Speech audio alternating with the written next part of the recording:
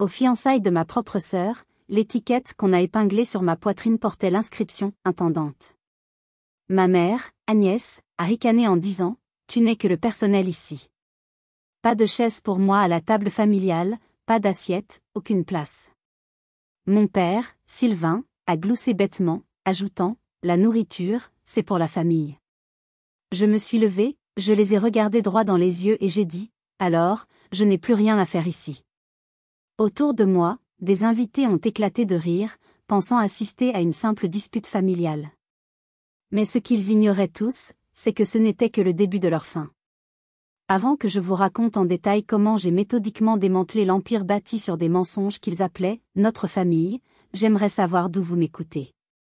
Dites-moi dans les commentaires de quelle ville ou de quel pays vous regardez cette vidéo, et quelle heure il est chez vous en ce moment. C'est fascinant de voir jusqu'où nos histoires peuvent voyager. Maintenant, revenons à ce jour fatidique. Tout a commencé 3 jours plus tôt, dans la cuisine immense et froide de la demeure familiale du Jura. L'air était saturé de l'odeur du bois ciré, un parfum qui se mêlait à celui, plus acre, des secrets bien gardés. J'étais penché sur le plan de travail en marbre, appliquant avec une précision chirurgicale des volutes de meringue sur une tarte au citron. C'était une recette absurdement complexe, la seule chose que ma mère, Agnès, ait jamais daigné qualifier de « pas mal » lors d'un de mes anniversaires, il y a plus de 10 ans. Depuis, c'était devenu mon offrande annuelle, un tribut silencieux dans ma quête éperdue d'une miette de son approbation. Je préparais cette tarte pour les fiançailles de ma sœur cadette, Léa, l'événement social de l'année pour ma mère. Depuis que je suis enfant, nos rôles ont été clairement définis. J'étais Clotilde, l'aînée, la fille sérieuse, responsable, celle qui ramenait des bulletins impeccables mais qui avait le tort de ne pas ressembler à sa mère. Léa, elle, était le soleil de la maison. La blonde, la charmante, celle dont les rires excusaient toutes les notes médiocres et tous les caprices. Elle était le miroir dans lequel ma mère se contemplait avec adoration. La porte du salon, juste à côté de la cuisine, était entr'ouverte. Le son de leur voix flottait jusqu'à moi, léger comme des bulles de champagne, mêlé au crépitement réconfortant du grand feu de cheminée. Ma mère et Léa. Je me suis immobilisée, le couteau à palette en suspens au-dessus de la meringue. Tu as vu la petite étiquette que j'ai fait faire spécialement pour Clotilde, disait ma mère, sa voix empreinte de cette fausse douceur que je connaissais si bien, celle qui précédait toujours un coup bas. Léa laissa échapper un rire cristallin, un son que les gens trouvaient adorable mais qui, pour moi, a toujours eu le tranchant du verre brisé. Intendante ? Maman, tu es absolument diabolique. Elle va être furieuse. Bien sûr qu'elle va être furieuse, répondit Agnès, et son ton se durcit, devenant métallique et froid. Mais il faut bien qu'elle comprenne sa place. Ce soir, la reine, c'est toi, ma chérie. Ton avenir est en jeu. Elle n'est qu'un accessoire. Elle doit comprendre que peu importe le succès de sa petite boîte à lions, ici, elle ne sera jamais que l'intendante de ton bonheur. Le mot résonna dans le silence de la cuisine. Intendante. Pas une sœur. Pas une fille. Une fonctionnaire de leur bonheur. Une employée non rémunérée de leur prestige. J'espère juste que son futur mari, Martial, ne la trouvera pas trop pathétique, ajouta Léa avec une cruauté désinvolte qui me coupa le souffle. Et elles rirent de nouveau, un rire à l'unisson, un rire de conspiratrice. Le couteau à palette glissa de mes doigts et tomba sans bruit sur le marbre. Je suis restée là, figée, le cœur battant sourdement dans ma poitrine. Ce n'était même plus de la colère. C'était quelque chose de plus profond, de plus dévastateur. C'était la confirmation froide et clinique que je n'étais rien pour elle. Un simple pion sur leur échiquier social. La tarte était parfaite, une œuvre d'art sucré. Mais à l'intérieur de moi, une chose précieuse venait de s'effondrer en un tas de cendres amères. Ils croyaient préparer une farce cruelle. Ils ne se doutaient pas qu'ils venaient de signer l'arrêt de mort de leur propre monde. Le lendemain matin, alors que je tentais de masquer les cernes de ma nuit blanche sous une couche de fond de teint, mon téléphone professionnel a sonné. L'écho des rires de ma mère et de ma sœur résonnait encore dans ma tête. Au bout du fil, la voix de Monsieur Dubois, le patriarche de la prestigieuse coutellerie de Thiers, était tendue, presque méconnaissable. « Clotilde, je suis désolée de vous déranger si tôt, mais je suis extrêmement préoccupé. Que se passe-t-il avec votre société? Mon sang se glaça. Monsieur Dubois était plus qu'un client. C'était un homme que j'admirais, un artisan passionné dont l'entreprise familiale avait survécu à 2 guerres mondiales. Le convaincre de me faire confiance pour l'aider à naviguer dans le monde numérique du XXIe siècle avait été l'une de mes plus grandes fiertés professionnelles. Je ne comprends pas, monsieur Dubois, y a-t-il un problème? Un problème? Sa voix monta d'un cran. J'ai reçu un email hier soir. Un email anonyme. Il contenait des documents qui semblent être vos bilans financiers, et laissez-moi vous dire que ce n'est pas joli à voir. On y parle de dettes cachées, de clients qui vous quittent. On insinue que vous êtes au bord du dépôt de bilan. Une nausée me submergea. C'était impossible. Mon entreprise était plus saine que jamais. Ces documents sont des faux, monsieur Dubois. C'est une tentative de sabotage. Peut-être, répondit-il, et je sentis le doute dans sa voix, froid comme l'acier de ses couteaux. Mais comprenez-moi, je ne peux prendre aucun risque. L'avenir de 50 familles dépend de mes décisions. Je dois suspendre notre collaboration. Le mot « suspendre » était un euphémisme. C'était une rupture. J'ai jeté un œil à l'email qu'il venait de me transférer. Les faux rapports étaient grossiers, mais suffisamment bien faits pour tromper un œil non averti. Et puis, j'ai vu le détail qui a tout confirmé. Dans une note de bas de page, l'auteur anonyme avait utilisé une expression très spécifique, l'amortissement dégressif des actifs immatériels, une marotte de mon père, une expression qu'il utilisait constamment pour paraître plus intelligent qu'il ne l'était. C'était sa signature, aussi sûre qu'une empreinte digitale. Il n'allait pas se contenter d'une humiliation publique. Ils attaquaient mon gagne-pain, ma réputation, mon indépendance. Ils voulaient me détruire professionnellement pour me forcer à revenir sous leur coupe. Ne faites rien, dis-je, ma voix retrouvant soudain son calme et son autorité. Je prends le premier train pour Thiers. Je serai dans votre bureau cet après-midi avec les originaux certifiés par mon expert comptable. Ne prenez aucune décision avant de m'avoir vu. J'ai raccroché avant qu'il ne puisse refuser. Sans un mot à mes parents, j'ai fait un sac, attrapé mon ordinateur portable et ma mallette contenant les vrais documents, et j'ai foncé à la gare. Le trajet fut un supplice. Chaque kilomètre qui me séparait de Thiers était un kilomètre qui laissait le poison du mensonge s'infiltrer. Je suis arrivé à la coutellerie à 15 heures. J'ai passé les 4 heures suivantes dans la salle du conseil, face à monsieur Dubois et à son directeur financier. J'ai étalé les vrais bilans, les attestations bancaires, les projections de croissance.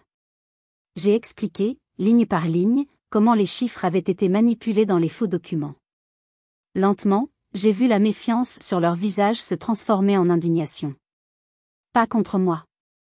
Contre l'auteur de cette manœuvre vile et lâche. À 19 heures, monsieur Dubois s'est levé. Clotilde, dit-il solennellement. Non seulement notre contrat est maintenu, mais je souhaite que nous l'étendions. Une personne qui se bat avec une telle intégrité pour défendre son travail est exactement le genre de partenaire que je recherche.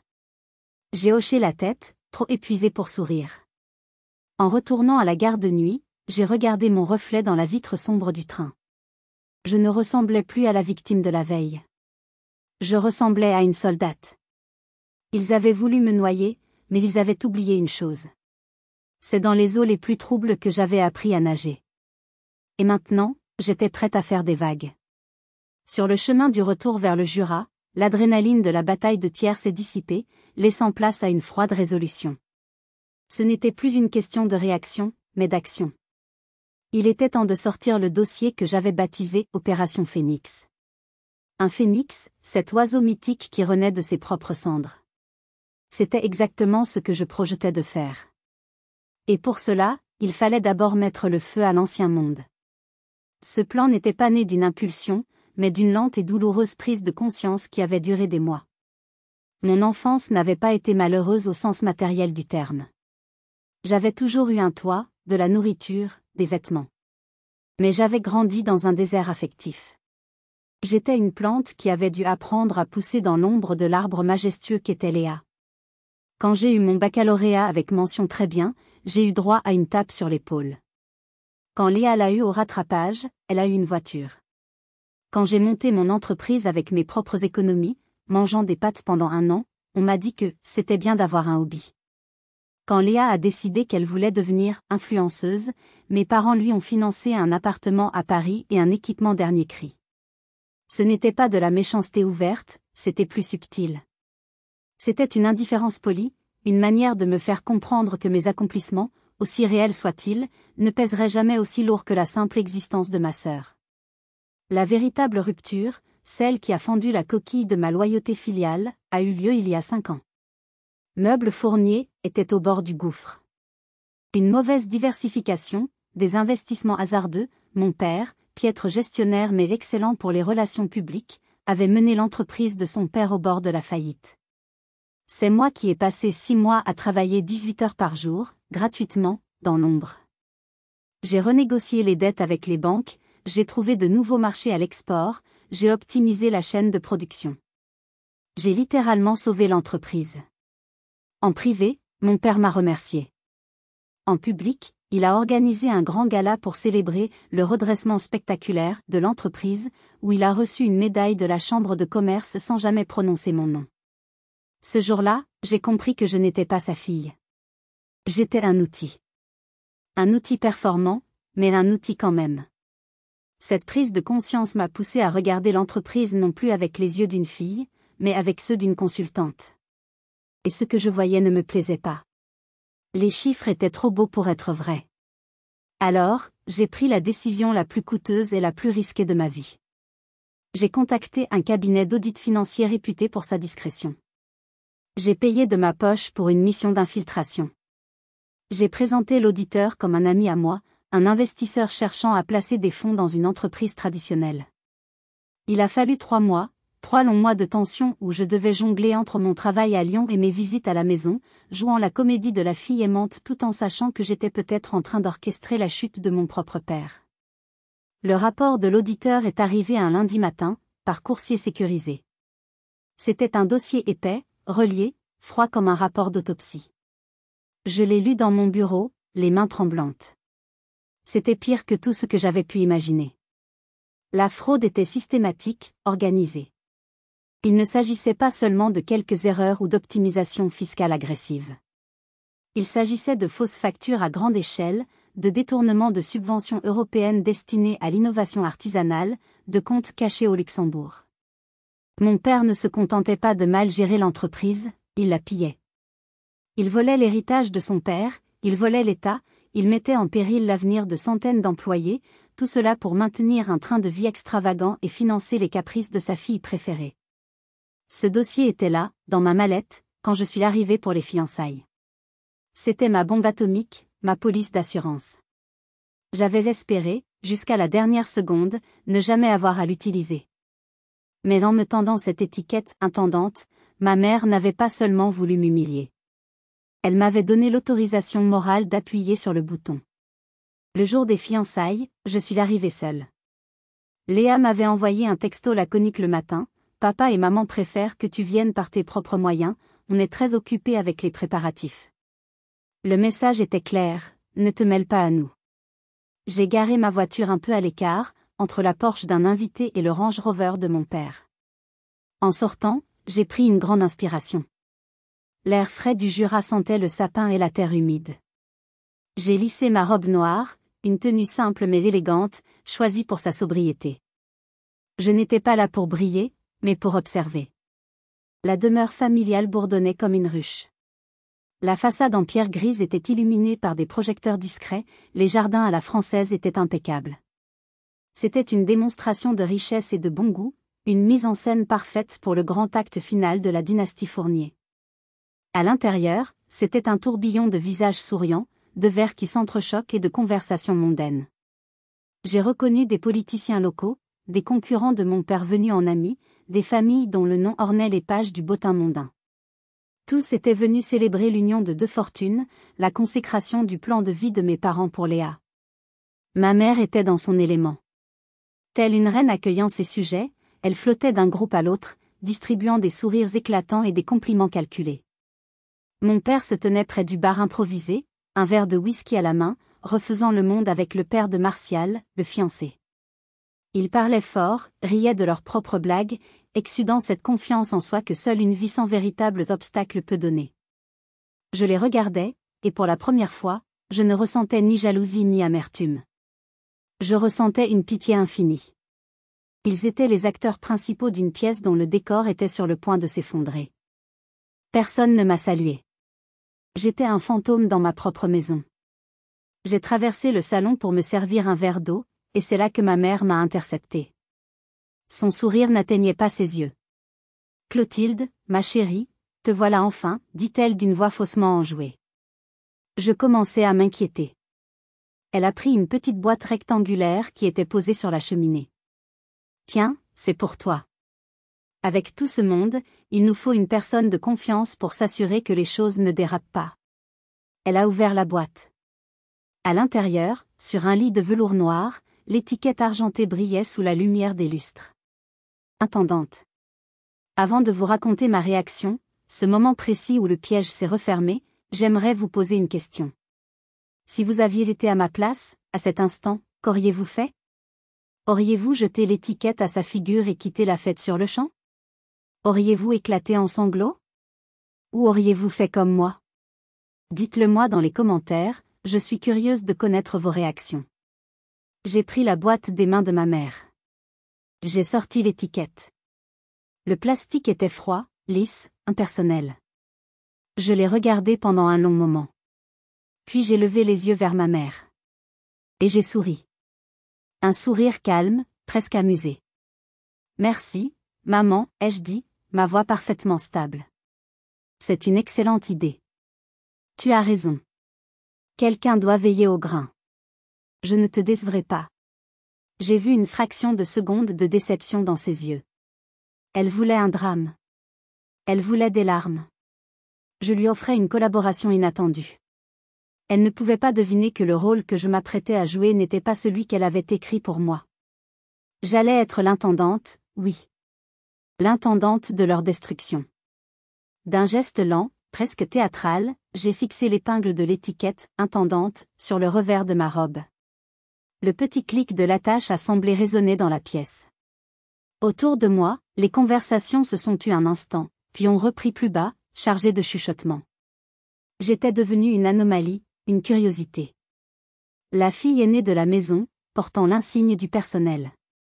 J'ai senti le poids de centaines de regards, un mélange de pitié, de gêne et de jubilation malsaine.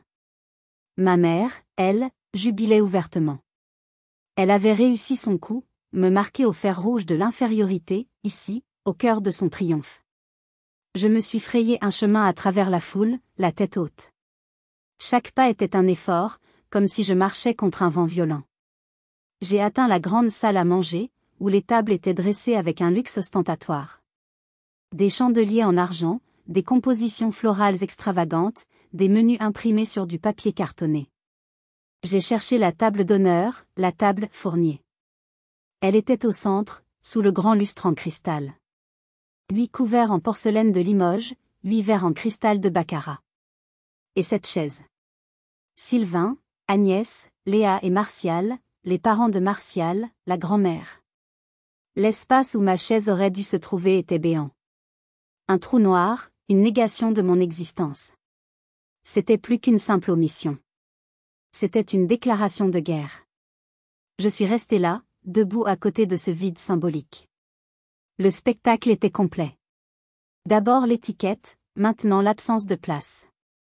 L'humiliation était totale, publique, méticuleusement orchestrée. Léa m'a vu. Nos regards se sont croisés. J'ai vu une lueur de triomphe dans ses yeux, rapidement masquée par une fausse expression de surprise et de confusion.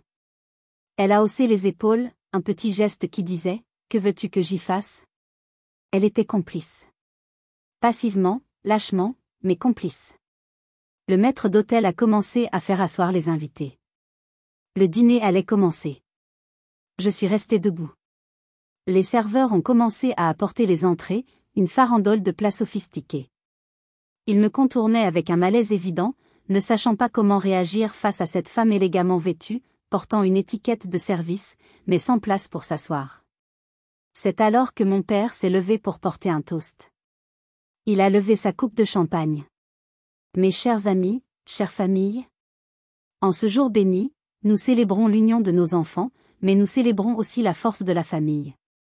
La famille, ce roc, ce refuge inébranlable. Il a laissé son regard balayer la table, s'arrêtant une seconde sur moi. Il a vu l'étiquette.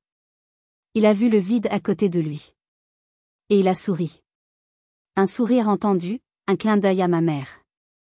Agnès a alors jugé le moment opportun pour porter le coup de grâce. Sa voix, claire et nette, s'est élevée au-dessus du murmure des convives. Tu n'es que le personnel ici, a-t-elle lancé dans ma direction, avec juste assez de mépris pour que les tables voisines entendent. Mon père a enchaîné, comme s'ils avaient répété la scène, avec un gloussement gras qui m'a retourné l'estomac, et la nourriture, ma chère, c'est pour la famille. Un silence. Cours, danse. Puis, le bruit que je n'oublierai jamais. Le rire. D'abord étouffé, puis plus franc. Le rire de leurs amis les plus proches, de leurs complices de toujours. Ils riaient de moi. De mon exclusion. Ils applaudissaient la cruauté de mes parents. Ce rire a été comme un électrochoc. Toute la douleur, toute la tristesse, toute la peine se sont transformées en une seule chose, une clarté absolue. J'ai avancé vers la table. Les rires se sont tus. J'ai regardé mon père. J'ai regardé ma mère. Je n'ai pas crié. Je n'ai pas pleuré. Ma voix est sortie, d'un calme terrifiant. Alors, ai-je dit, articulant chaque syllabe. Je n'ai plus rien à faire ici. Je n'ai pas attendu de réponse. J'ai fait demi-tour. Et alors que je m'éloignais, que je tournais le dos à cette mascarade, les rires ont repris, plus forts, plus libérés. C'était le son de leur victoire. Ils pensaient m'avoir chassé, m'avoir brisé. Ils ne se rendaient pas compte que ce n'était pas moi qui partais. C'était eux que je quittais. Pour toujours. Et leur rire était la marche funèbre de leur propre monde. Le froid de la nuit jurassienne m'a saisi lorsque j'ai franchi la porte d'entrée. Derrière moi, la chaleur, la lumière et les rires de la fête semblaient appartenir à un autre monde, une autre vie. J'ai marché d'un pas régulier jusqu'à ma voiture, mes talons claquant sur le gravier de l'allée. Chaque claquement était une affirmation. Je pars. Je suis libre. Je suis en contrôle. Une fois à l'intérieur de l'habitacle, j'ai fermé la portière, créant une bulle de silence. J'ai pris une profonde inspiration. Pas de larmes. Pas de tremblement. Juste une énergie froide et puissante qui circulait dans mes veines. J'ai sorti mon téléphone. J'ai ignoré les appels manqués qui commençaient déjà à s'afficher. J'ai appuyé sur le numéro en favori. Baptiste. Il a répondu avant la fin de la première sonnerie, comme s'il attendait mon appel. C'est fait, a-t-il simplement demandé, sa voix calme et professionnelle. C'est fait, ai-je répondu, et ma propre voix m'a surprise par sa fermeté. Baptiste, il est temps. Active l'opération Phénix. Un silence respectueux a suivi. Bien reçu, Clotilde, a-t-il dit. Activation de l'opération Phénix. Le premier paquet est en route. Le premier paquet était un chef-d'œuvre de discrétion et d'efficacité. Un email, envoyé depuis un serveur crypté en Suisse, à destination de l'adresse personnelle de Jean-Marc Dubois, le journaliste d'investigation le plus redouté du journal Le Monde.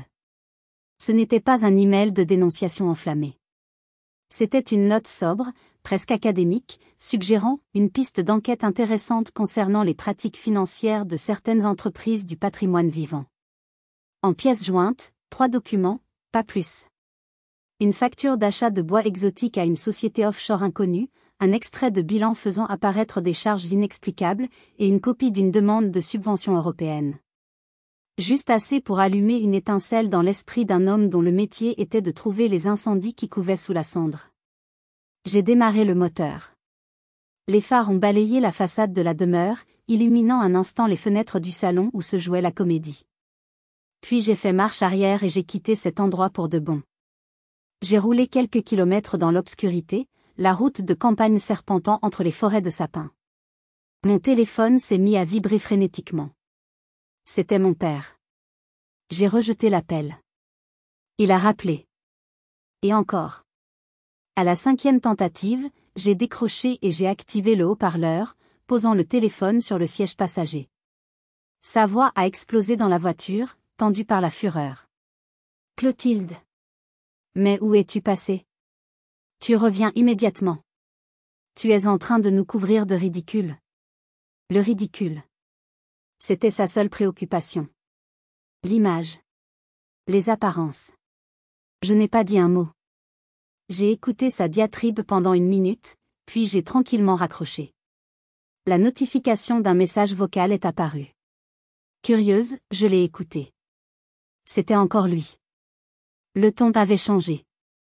La colère avait fait place à une exaspération condescendante. Clotilde, je ne sais pas quel petit jeu immature tu es en train de jouer, mais ça a assez duré. Ta mère est très affectée. Reviens à la maison, et nous ferons comme si cet incident regrettable n'avait jamais eu lieu. L'incident regrettable. Mon humiliation publique, méticuleusement planifiée, était un incident regrettable. J'ai éclaté d'un rire sans joie. Il ne comprenait rien. Il était tellement enfermé dans son monde de privilèges et d'arrogance qu'il était incapable de concevoir que je puisse avoir une volonté propre, une limite à ce que je pouvais endurer. J'ai continué à rouler, avalant les kilomètres qui me séparaient de Lyon, ma ville, mon refuge, ma base d'opération. Un dernier message vocal est arrivé alors que je rejoignais l'autoroute. La voix de mon père était méconnaissable. Elle était basse, presque un murmure, et chargée d'une angoisse qu'il ne pouvait plus dissimuler. Clotilde, je t'en prie. Ne fais rien d'insensé. Tu es en train de détruire cette famille. J'ai effacé le message. Il se trompait. On ne peut pas détruire quelque chose qui est déjà mort de l'intérieur. Je ne faisais que signer l'acte de décès. Je m'attendais à une confrontation directe, à des cris, des menaces. Mais mes parents étaient plus retors que cela. Ils ont choisi une arme bien plus destructrice, la calomnie. Ils ont compris que pour me discréditer, il fallait d'abord m'isoler. La contre-attaque a commencé le lendemain, par un appel de ma tante Annette. Annette, la sœur cadette de ma mère, ma marraine, la seule personne de la famille qui m'avait parfois montré une affection sincère. C'était mon point faible, et il le savait. Sa voix, habituellement si enjouée, était lourde de chagrin et de reproches. Clotilde, mon Dieu, mais qu'est-ce qui t'a pris? J'ai eu ta mère au téléphone, elle est anéantie. Elle n'arrête pas de pleurer. Comment as-tu pu leur faire ça? Partir comme une voleuse, gâcher la soirée de fiançailles de ta propre sœur. J'ai tenté de me défendre. Tante Annette, tu ne peux pas imaginer ce qu'ils m'ont fait. Ils m'ont humiliée devant tout le monde. Humiliée? Sa voix est devenue tranchante. Ta mère m'a tout raconté. Elle m'a parlé de cette histoire d'étiquette, c'était une plaisanterie, une petite taquinerie. Tu as toujours été trop sensible, Clotilde. Elle m'a dit que tu traverses une dépression, que tu ne supportes pas de voir ta sœur heureuse et réussie.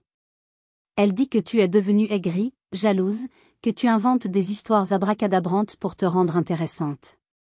Elle a peur pour toi, nous avons tous peur pour toi. Chaque mot était un coup de poignard. Plaisanterie. Trop sensible. Jalouse. Dépression. Aigrie. Ils avaient tissé une narration parfaite, celle de la vieille fille instable et envieuse qui perd la raison. C'était une caricature, mais une caricature terriblement efficace. Annette a continué, sa voix se faisant plus douce, plus manipulatrice. Ta mère pense que tu devrais voir quelqu'un, un médecin. Elle s'inquiète pour ta santé mentale. Elle dit que tu menaces de raconter des mensonges sur l'entreprise pour leur nuire. Clotilde, c'est grave. Tu es en train de te détruire. J'ai raccroché, tremblante de rage et de chagrin. C'était diabolique. Il ne se défendait pas, il m'attaquait sur le terrain le plus intime, ma crédibilité, ma santé mentale. Il me transformait en coupable. Et le pire, c'est que ça marchait. Les appels se sont succédés. Un oncle, une cousine, des amis de la famille que je connaissais depuis l'enfance. Tous me servaient la même soupe, avec des variations. On s'inquiète pour toi. Ta mère est une sainte, elle ne te ferait jamais de mal intentionnellement. Tu devrais t'excuser. J'étais prise au piège dans une toile d'araignée de loyauté familiale et de mensonges bienveillants. Ma vérité était systématiquement étouffée par leur version des faits. Ils étaient la famille unie et respectable, j'étais la brebis galeuse, l'élément perturbateur. Le soir, assise seule dans le silence de mon appartement lyonnais, le doute a commencé à s'insinuer. Un doute hideux, rampant. Et si j'avais surréagi? Et si ce n'était vraiment qu'une mauvaise blague? Et si j'étais vraiment en train de tout gâcher par orgueil? Ils étaient si nombreux contre moi, leur version semblait si cohérente. C'est une photo sur mon bureau qui m'a sauvée de ce tourbillon de folie. Une photo de moi, à 10 ans, le jour de la remise des prix de l'école. J'avais gagné le premier prix d'excellence.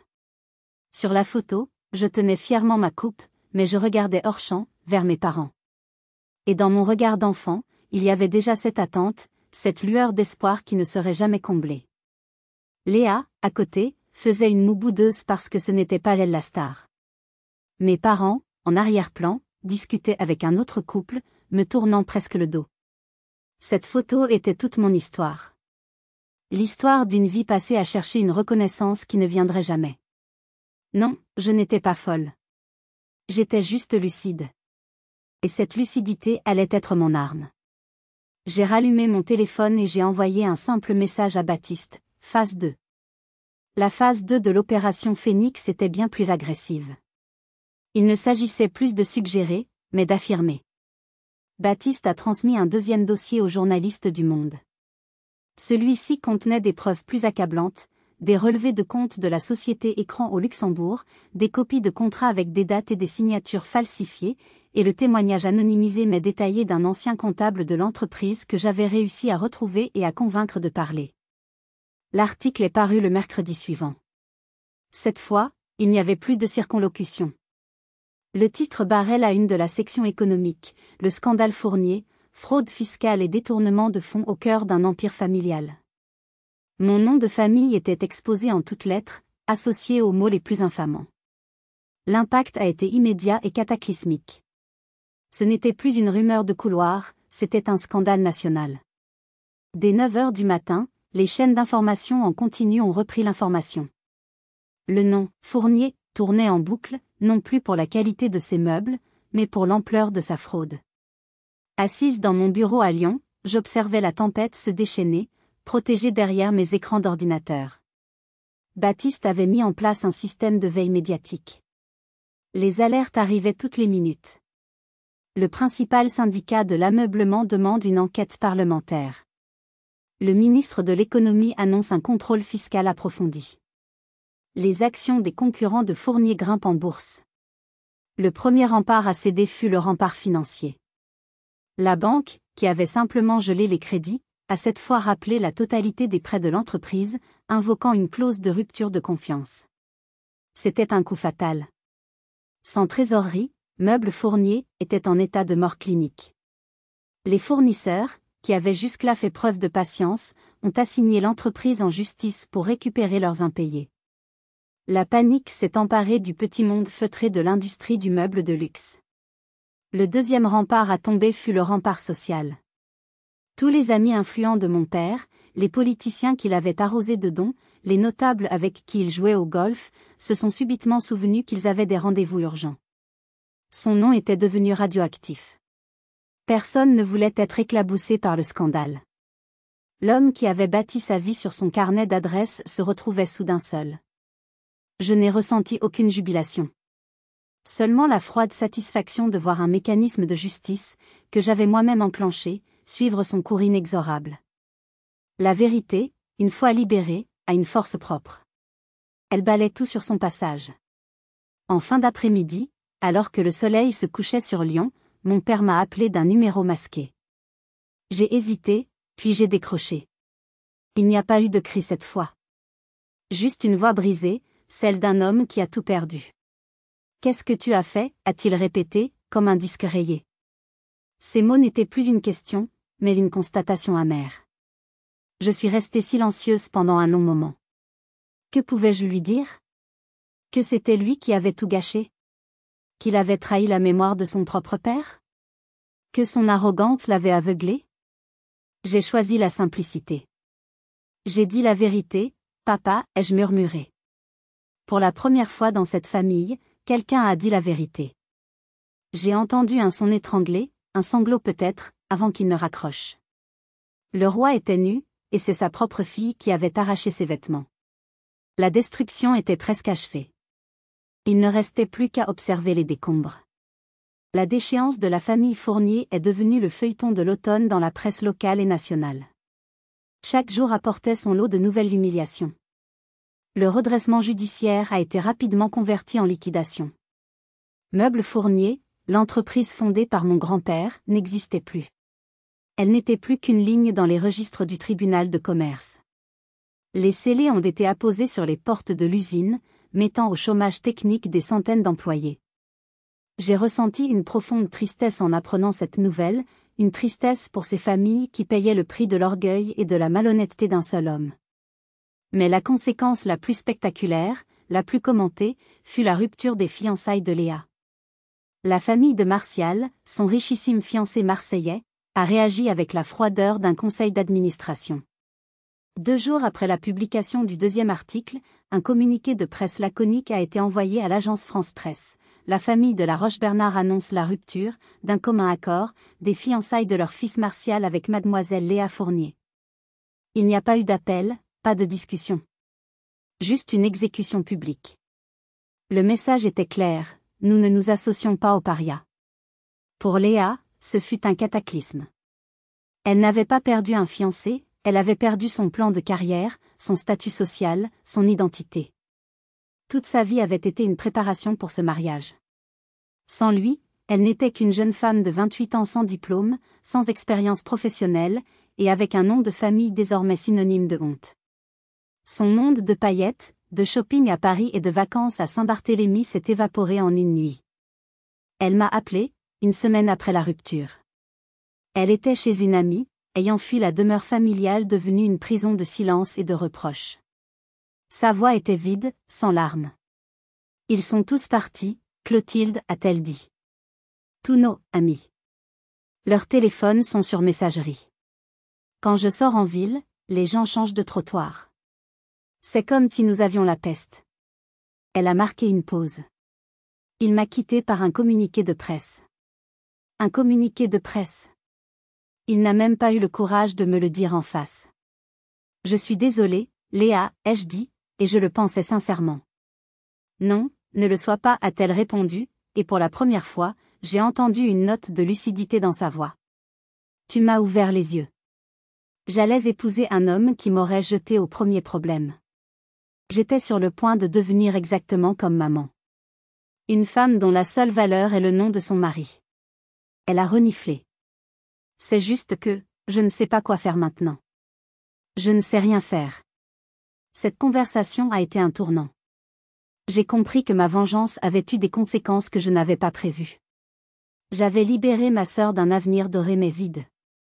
Je lui avais involontairement offert la chose la plus terrifiante et la plus précieuse qui soit, la possibilité de choisir sa propre vie. Pendant ce temps, mes parents se tairaient. Mon père ne quittait la maison que pour aller chez ses avocats. Ma mère, selon les dires de Léa, passait ses journées au lit, refusant de voir qui que ce soit. Leur monde social, si méticuleusement construit, s'était effondré.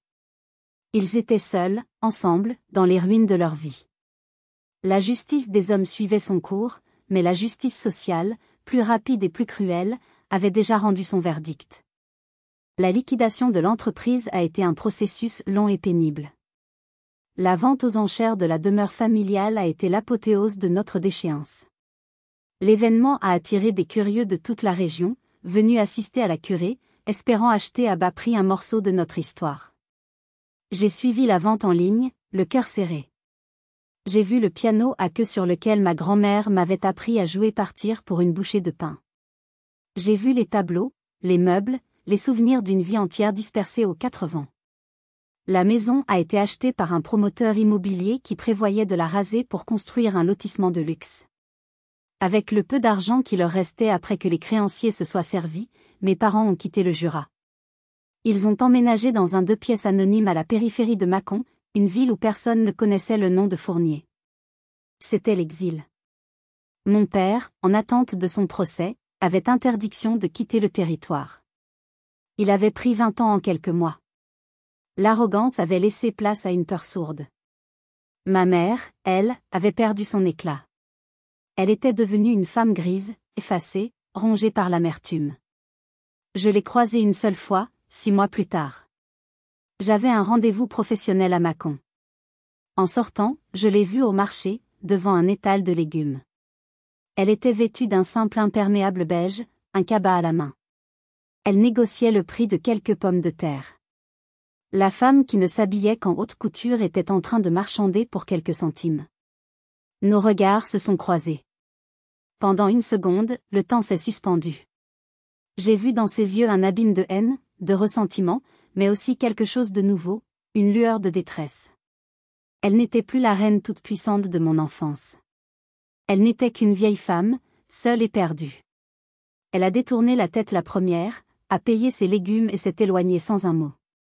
Cette rencontre m'a laissé un goût étrange dans la bouche. Je n'ai ressenti aucune satisfaction, aucune joie mauvaise. Juste une profonde et infinie tristesse. J'avais gagné. J'avais eu raison. Mais ma victoire avait le goût des cendres. C'est une fin dure, vous ne trouvez pas? Certains diront qu'ils n'ont eu que ce qu'ils méritaient. Que la justice a été rendue. D'autres penseront peut-être que la punition a été trop sévère. J'aimerais vraiment connaître votre avis. Pensez-vous qu'il méritait un tel sort, ou la justice aurait-elle pu prendre une autre forme? Partagez vos réflexions dans les commentaires. En rentrant à Lyon ce soir-là, je me suis posé une question fondamentale. Et maintenant? J'avais détruit le passé, mais quel avenir allais-je construire? J'avais les moyens financiers, la réputation professionnelle, la liberté. Mais je me sentais vide. La vengeance est un moteur puissant, mais une fois qu'elle a atteint sa destination, elle vous laisse au bord de la route, sans nulle part où aller. C'est en regardant un reportage sur la crise de l'artisanat français que l'idée m'est venue. Le journaliste parlait de ses savoir-faire uniques, de ses entreprises familiales qui disparaissaient, faute de repreneurs, faute de moyens. Il parlait de l'héritage de mon grand-père. Il parlait de « meubles Fournier ». Et j'ai compris. La destruction n'était pas la fin de l'histoire. C'était seulement le premier acte. Le deuxième acte restait à écrire. Et il ne serait pas une histoire de vengeance, mais une histoire de reconstruction. Si vous êtes arrivé jusqu'ici, laissez un commentaire pour nous dire ce que vous auriez fait à la place d'OP. Vous pouvez aussi écrire simplement le chiffre 1 pour montrer que vous suivez encore. Et dites-nous, vous regardez cette histoire depuis quelle région ou quel pays? L'idée était folle, presque arrogante, mais elle s'est ancrée en moi avec une force irrésistible. J'allais faire renaître Fournier. Pas l'entreprise corrompue de mon père, mais l'entreprise de mon grand-père, celle qui était fondée sur la passion du bois, le respect des artisans et l'amour du travail bien fait. Le chemin a été long et complexe. J'ai d'abord dû naviguer dans les méandres de la liquidation judiciaire. Avec l'aide d'un avocat spécialisé, j'ai créé une nouvelle société. J'ai utilisé une part significative de mes bénéfices, l'argent gagné à la sueur de mon front, pour me positionner lors de la vente aux enchères des actifs immatériels de Meubles Fournier. Je n'ai pas cherché à racheter les bâtiments ou les stocks invendus. J'ai misé sur l'essentiel, le cœur de l'entreprise, le nom, les plans originaux des meubles créés par mon grand-père, et les brevets des techniques d'assemblage uniques qui avaient fait sa renommée. Et j'ai gagné. Pour une somme symbolique, j'étais redevenu propriétaire de l'âme de Fournier. La deuxième étape était la plus cruciale, le capital humain. J'ai passé des semaines à retrouver la trace des anciens maîtres artisans, les ébénistes, les marqueteurs, les vernisseurs que mon père avait licenciés sans ménagement. La plupart étaient au chômage, d'autres avaient accepté des petits boulots sans rapport avec leur talent. Je les ai réunis dans un café du village. L'atmosphère était lourde, empreinte de méfiance. Pour eux, j'étais encore la fille du patron qui les avait trahis. Je me suis levée devant eux, le cœur battant. Je ne suis pas ici pour vous demander de pardonner à mon père, ai-je commencé, ma voix tremblant légèrement. Ce qu'il a fait est impardonnable. Je suis ici pour vous proposer un pacte. Je veux relancer l'atelier, mais pas comme avant. Je veux créer une SCOP, une société coopérative et participative. L'atelier vous appartiendra. Je serai une partenaire parmi d'autres, en charge de la gestion et de la commercialisation. Mais les décisions stratégiques, les bénéfices, tout sera partagé. Nous ne serons plus des patrons et des employés, mais une équipe. Il y a eu un long silence. J'ai vu le doute sur leur visage buriné. C'est Michel, le plus ancien des ébénistes, un homme qui avait commencé son apprentissage avec mon grand-père, qui a pris la parole. Et pourquoi on vous ferait confiance, mademoiselle? Vous portez son nom. Je l'ai regardé droit dans les yeux. Parce que c'est moi qui ai tout révélé, ai-je dit calmement. Parce que j'ai sacrifié ma propre famille au nom de la justice. Et parce que, comme vous, j'aime ce métier et je refuse de le voir mourir. Un autre silence. Puis Michel a lentement hoché la tête. Le petit-fils de Fournier aurait fait ça, a-t-il murmuré. Il avait le même feu dans les yeux. Un par un, ils ont accepté. Un an, jour pour jour, après la funeste soirée des fiançailles, nous avons inauguré l'atelier Fournier. Ce n'était pas une réception mondaine. C'était un grand repas dans l'atelier, dont nous avions loué une petite partie. L'odeur de la sueur se mêlait à celle des saucisses grillées. Les rires des artisans et de leurs familles avaient remplacé le silence de la faillite. C'est à ce moment-là que Léa est apparue. Elle se tenait à l'entrée, hésitante. Elle avait maigri. Ses vêtements étaient simples. Elle travaillait comme serveuse dans un bistrot à Dijon. Elle avait refusé mon aide financière, pour la première fois de sa vie, elle voulait se débrouiller seule. Elle s'est approchée. C'est magnifique ce que tu as fait, Clotilde. Ses yeux se sont remplis de larmes. Pendant un an, j'ai servi des gens qui me traitaient comme une moins que rien. J'ai compris. J'ai enfin compris ce que tu as ressenti ce soir-là. Je suis tellement désolée. C'était la première fois qu'elle prononçait ces mots. J'ai vu qu'elle était sincère. La vieille rancœur qui m'habitait s'est un peu apaisée. Tu cherches du travail, lui ai-je demandé doucement. Elle a hoché la tête. Je ne connais rien au bois. Mais tu sais parler aux gens, ai-je répondu. Le poste d'apprenti commercial est à toi si tu le veux. Salaire minimum, et tu commences par faire le café. Elle a éclaté d'un rire qui ressemblait à un sanglot. Marché conclu. C'était un nouveau départ. Fragile. Incertain. Mais c'était un départ. Aujourd'hui, 3 ans ont passé depuis cette inauguration. L'atelier Fournier est devenu un cas d'école. Notre modèle coopératif, notre engagement pour la qualité et la transparence nous ont valu des articles élogieux, cette fois pour les bonnes raisons. Nous exportons nos créations dans le monde entier. Nous avons embauché de jeunes apprentis pour assurer la transmission du savoir-faire.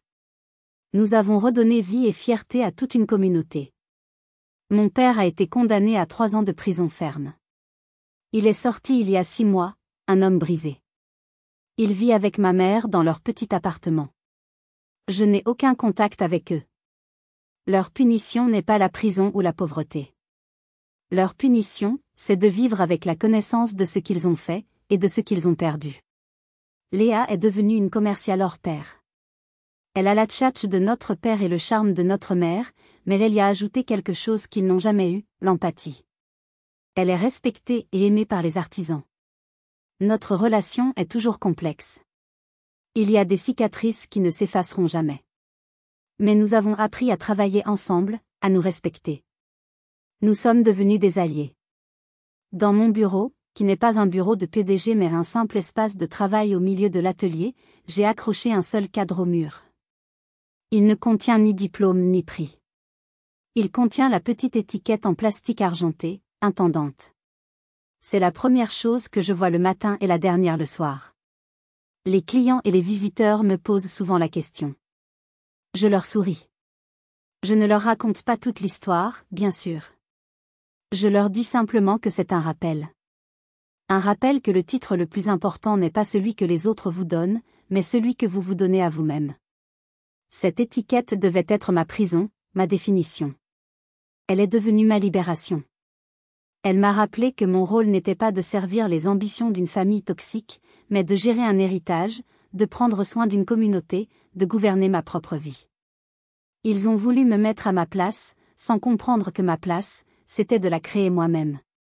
Si mon histoire a trouvé un écho en vous, si vous aussi, vous avez dû vous battre pour définir votre propre valeur face à ceux qui voulaient vous la dicter, alors sachez que vous n'êtes pas seul. Votre histoire compte. N'hésitez pas à la partager, même si ce n'est qu'avec vous-même. C'est le premier pas pour reprendre le contrôle. Merci de m'avoir écouté jusqu'au bout. Si vous avez apprécié ce moment, un petit pouce levé est toujours apprécié, et dites-moi dans les commentaires ce que vous avez ressenti, quel moment vous a le plus marqué. Et bien sûr, abonnez-vous pour ne pas manquer les prochaines histoires. Prenez soin de vous.